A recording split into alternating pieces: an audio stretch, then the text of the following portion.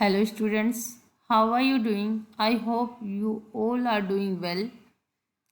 Today, let us study the third poem of class 10th from the first flight book. In this poem, Leslie Norris explained the pain and helplessness of a caged tiger that lives in a zoo. The poet explains what his life could be if he had been a free animal. The poet has tried to explain about the condition of animals that are put in the cage by human beings for their own fun. Let us see the first stanza of the poem. He stalks in his vivid stripes the few steps of his cage on pads of velvet quiet in his quiet race. Stalks means follows quietly. Vivid means bright colored. Pads means paws of tiger, tiger के पंजे. Rage means anger. Let us see the explanation. Here the poet says that the tiger that is confined, that is kept in the zoo, moves around in the cage under his bright colored skin. He further says that the tiger can take only a few steps because the cage is very small and it is not easy, not comfortable to move in it for the tiger. One cannot hear his footstep. He is walking very quietly because he has very soft feet like velvet, because of which there is no sound of the tiger's footsteps. The tiger tries to control his anger quietly, walking in the limited area of his cage. He is angry because he is not free, but he can't say anything. Let us see rhyme literary device used over here. First of all, rhyme scheme. Rhyme scheme is ABCB. Let us see last word of the each line. Stripes, we call it A. Cage, we call it B. Quiet, we call it C because it is not rhyming to anyone.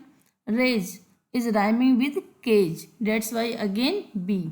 So rhyme scheme is A, B, C, B. Next poetic device used over here is personification.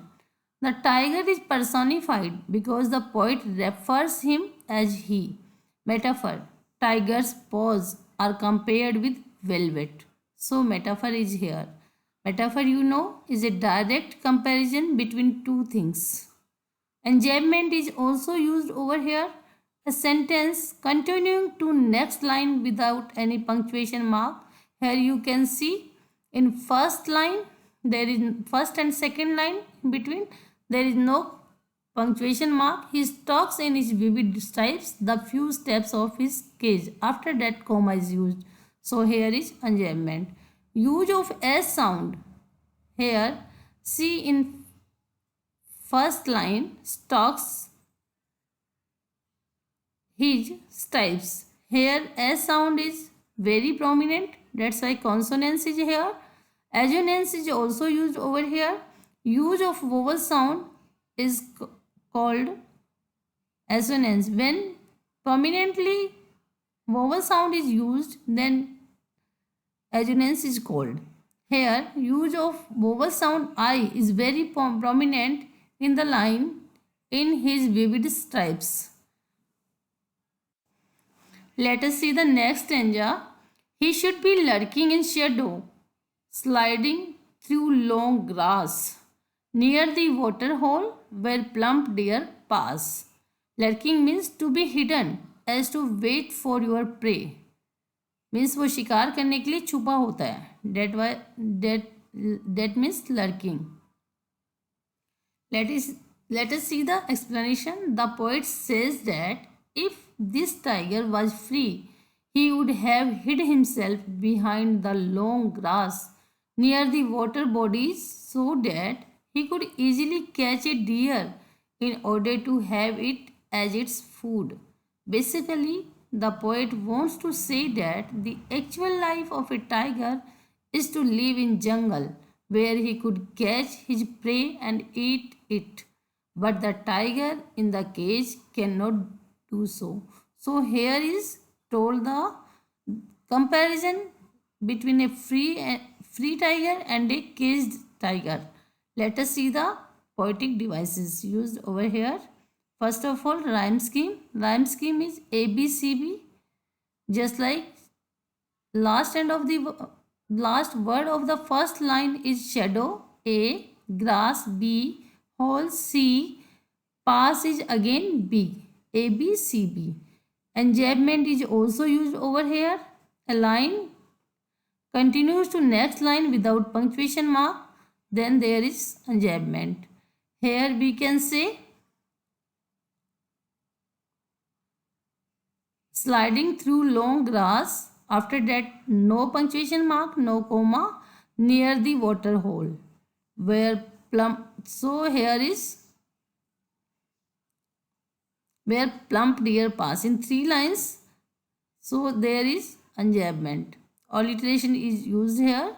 Use of P sound at the start of two words, plump, pass. Imagery is also used over here. The poet has tried to create an image of tiger's activities, just like lurking in shadow. You can imagine this. Let us see the next stanza. He should be snarling around houses at the jungle's edge, baring his white fangs, his claws, terrorizing the village. Snarling means warning sounds made by animals. जैसे animal दहाड़ रहा होगा at the edge of the village, jungle's edge. Baring means uncovered. Fangs means sharp tooth of animals. Let us see the description. The poet says that if the tiger would have been free, he would have snarled around the houses located at the outskirts of the forest. He would terrorize people with his sharp tooth and claws. This would create fear among the people living in the village. Let us see the literary devices used over here. Rhyme scheme ABCB, that is the same. Just like house A as B, close again C, village as village. These are rhyming with each other, that's why they are B. A, B, C, B is the rhyme scheme. Enjambment is also used over here. Line continues to next line without punctuation marks, just like he should be snarling around house at the jungle's edge. Onomatopoeia is also used over here, using words which denote sound. Snarling word is used here, and that is onomatopoeia. Assonance is used over here. Use of vowel sound O and I is very prominent here in this line. First line, should around houses. Here O sound is very prominent. In next line, bearing his white his. Here I sound is prominent. That's why assonance is here. Consonance is also used over here. Use of consonant sound S is very prominent. In his fangs, his claws. In line 3rd. Let's see the next stanza. But he has locked in a concrete cell. His strength behind bars, stalking the length of cage, ignoring visitors. Concrete means building made of brick, cement, sand or water. Now the poet comes to the reality of the tiger that is inside the cage. He says that the tiger is confined. He is captured in a strong cell which is made of strong building material. He further says that as the tiger is behind the bars, so his ferociousness, his anger, his violence is also behind the bar. He just walks quietly in the cage. He never tries to scare the visitors because the bar is restricted by the cage.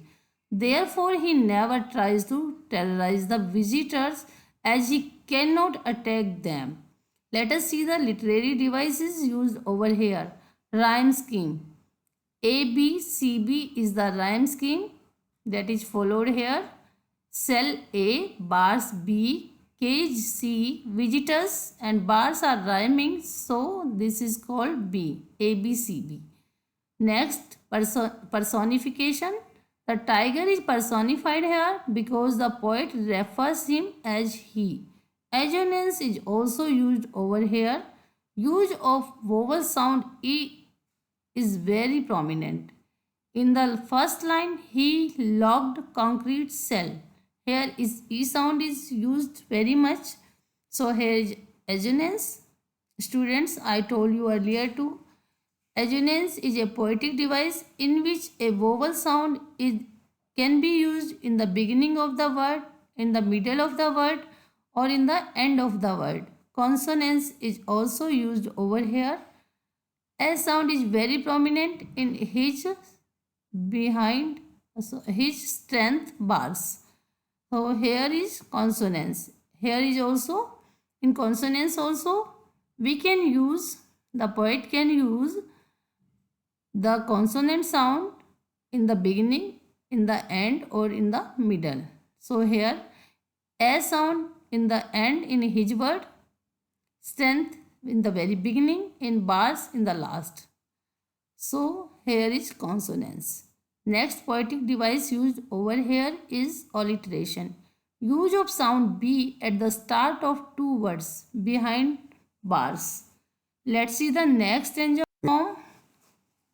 He hears the last voice at night, the patrolling cars, and stares with his brilliant eyes at the brilliant stars.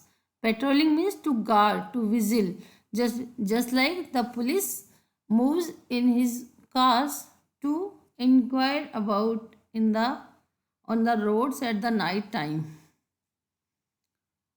The poet says that in the night, the tiger hears the sound of the patrolling cars. Patrolling cars are the vehicles of the police which are used to guard at night. So, in the night, the tiger hears the sounds of these cars. He then stares at the shining stars with his shining eyes. The poet wants to say that the tiger is sad and as he is confined in the cage, so he cannot do anything. Therefore, he stares at the stars in the night and tries to divert his thoughts towards them. Stare means to look in the fixed direction. So he is looking at the stars for long time. That is all, students. I am going to tell you literary devices used over here. First of all, rhyme scheme. A, B, C, B is the rhyme scheme. Night A, cars B, I, C, stars B. A, B, C, B rhyme scheme. Enjambment is also used over here. Line 3 continues to line 4 without any punctuation mark. So here is enjambment. And stares with his brilliant eyes at the brilliant stars. Alliteration. Use of sound H in the starting of two words. He hears. Let's see next poetic device used over here, that is assonance. Use of I sound is very prominent in line 3rd with his brilliant. I sound is very prominent here.